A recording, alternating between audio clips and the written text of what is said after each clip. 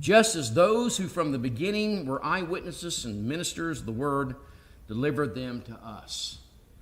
Luke says, my gospel is going to be based upon people who actually had eyewitness testimony or had access to that. There are some who believe that perhaps even Luke was an eyewitness to the life of Christ in some respect. I don't know about that.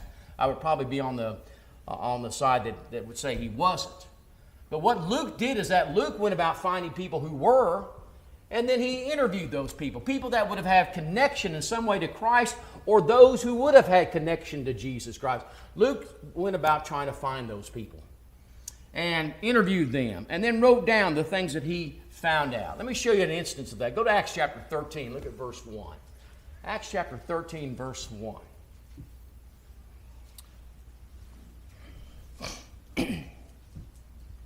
It says, now in the church that was in Antioch, there were certain prophets and teachers, Barnabas, Simon, who was called Niger, Lucius of Cyrene, Manahem, who had been brought up with Herod the Tetrarch, and Saul. You see that? Herod the Tetrarch.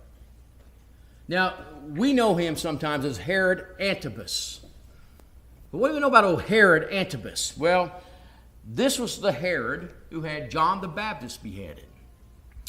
This was the Herod that Jesus refused to say a word before as he stood on trial. This is the Herod that Christ said was a fox. And so there in the church at Antioch, you've got a man that was raised with Herod. Now, don't you think probably Luke sought that guy out and said, tell me all you know about Herod, and then wrote those things down? I think absolutely he would seek out somebody like that had direct connection with somebody that was involved in the life of Christ and interviewed him. How long was Paul imprisonment in Caesarea? 2 years. 2 years. Luke's with him. I think probably Luke spent those 2 years trying to find as much data about Jesus from eyewitnesses, from folks who could tell him things about him, or maybe those that had contact with Christ. I think he spent those 2 years seeking out people like that, and thus using that to write his gospel. Then let me show you another place. Go to Acts chapter 21. Acts chapter 21 and verse 16. Acts chapter 21, verse 16. Again, Luke's with Paul. It says, also some of the disciples from Caesarea went out with us and brought with them a certain Manasseh of Cyprus, an early disciple with whom we were to lodge. An early disciple. I pretty well could probably gather that Luke spent a lot of time with that guy. Tell me what you know. You were there at the beginning. Tell me what you know about Jesus. And that he would take what that man maybe would tell him, and he'd write those things down. And so he used primary sources. That's what scientists do. They use primary sources. They go back as far as they can for their data and then start to build upon that. Secondly, we've got personal investigation. It seemed good to me also, having had perfect understanding of all things from the very first. Luke investigated this himself. A true scientist doesn't send some lackey, some assistant to go to do the things that are important. A true scientist does them himself. He don't send grad students to run the experiments. He goes digging those things up. You see these digs in different places. It's always the main guy. He's the one out there digging. He's the one out there investigating. Luke says that I did that. This is a personal investigation that I have undertook here. And then he writes of the things that he personally came to understand here. And then what we find here is that we've got a precise reporting. Verse 3 there, chapter 1, to set in order a narrative. I've gathered all the information together. And now I'm going to set this as a narrative that you might come to understand, how these things progressed along the life of Christ here. That you might come to an understanding, that you might know the full story of Jesus as I deliver that to you. So there's the scientific methods I think that we find here in the prologue of the book of Luke. Now, what are the major themes of the book of Luke? Well, I think there maybe are two major themes. Let me mention those. First off, there is what I just simply call universalism. Now, that may not be the best term for us today because, when I use that term, I think of things other than what I want to present this morning here. Universalism. And what I mean by that is that Luke does in his own way, and he tells us that Christ so loved the world.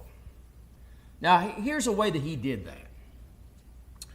Luke is the only gospel that tells us about Christ sending out the 70. Did you know that? How many did Christ send out according to Matthew? He sent out the 12 apostles related to the 12 tribes. But Luke says that Christ sent out the 7. Look at Luke chapter 10, verse 1. Luke chapter 10, verse 1. It says, after these things, the Lord appointed 70 others also and sent them 2 by 2 before his face into every city and place where he himself was about to go. Does anybody know what the significance of the number 70 is? We know that some numbers have a significance. The number 3, the number 7, the number 12. Does anybody know what the number 6 has a significance? That's the number of man. How about the number 70? You ever heard this? The numbers, somebody, Well, 7 is the number that's complete, and then 10 was also another complete number, so it's the complete. It is the complete completeness. Thank you. No better way to put that. The significance of the number of 70 is that this is the universal number of completeness. Now, why is that important? Well, here's why it's important. Back in Genesis chapters 10 and 11, Moses gives us 70 names of descendants of Noah, families that filled the earth. We all know we came from one man and one woman, from Adam and Eve, and then eventually we came from Noah and his wife, and then we got the 3 sons. But in chapters 10 and 11 of the book of Genesis, we got 70 names.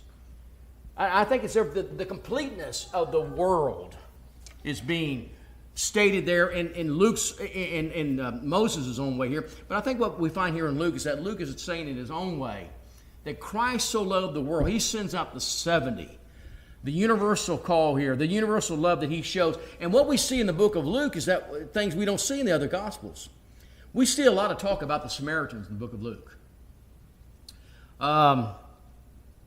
Chapter 9, Christ is traveling through. That's when, John and James wanted to call down, the fire on the town there. Luke chapter 10, you've got the story of the Good Samaritan. Luke chapter 17, you've got the one Samaritan who comes back to Christ and thanks him for being cleansed. And so we've got these stories of Samaritans here. And I think what Luke is, again, doing in his own way is just showing how Christ loved the world. But there's another theme, very quickly. Go ahead. Yeah, go ahead. I think that's a really great theme. So the contrast between the genealogy in Matthew and Luke. So Matthew traces it back to Abraham, the father of the Jews, where Luke traces it all the way back to Adam. Very good. Yeah. Very good. Everybody hear that? Matthew traces it back to Abraham. Luke traces all the way back to Adam. Everybody included in that. Theme of salvation. Salvation. Luke chapter 9, after James and John wanted to rain fire from heaven upon, the heads of the Samaritans there in that city that wouldn't receive Jesus. Remember what Jesus says in verse 56? What does Jesus say? For the Son of Man did not come to destroy man's lives, but to save them. And what we see in the book of Luke are some stories and some things that Christ says from parables. Luke chapter 15. It's got 3 parables in there that are found nowhere else in the gospel. They're all about finding that which is lost. You got the story of Zacchaeus over there in Luke chapter 19, verse 9 and 10. Today salvation has come to this house because he also is the son of Abraham, for the Son of Man has come to seek and to save that which is lost. That's found in the book of Luke. You got the Pharisee over there and the publican standing there in Luke chapter 18. They're both praying. And Christ says about the publican that this was a man, I tell you, that went down to his house justified rather than the other. Luke is the only one who talks about the thief. Luke chapter 23, verse 43. And Luke chapter 24 and verse 47, the sending out of the apostles in Luke's account of the Great Commission. Sending to the Gentiles, certainly. And so Luke, in his own way, has this theme of salvation for all, and one we shouldn't miss. Now, here we'll conclude our series then. We first talked about Matthew, didn't we?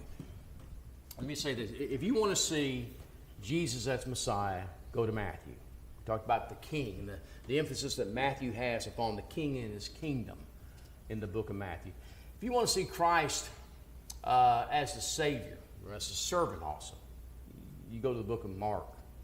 And that doesn't mean that we don't have interlapping. I just want you to understand that. But themes and points that we see more often or not in these Gospels. You want to see Christ as the Son of God. You read the book of John. You want to see Jesus as a man. You go to the book of Luke.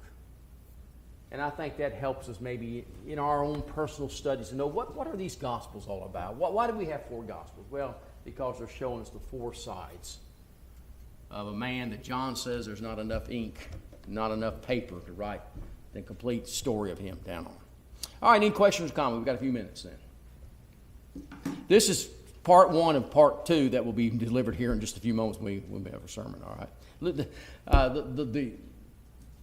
To try to talk about Luke in one, period, really we just limit ourselves because there's so much good stuff that he writes about and things about his life that I think we need to talk about. So any comments or questions? I said it all one of the first times. All right, we'll stop here then. Where's the rest of your family? Dawson, where's the rest of your family? That's the wrong person.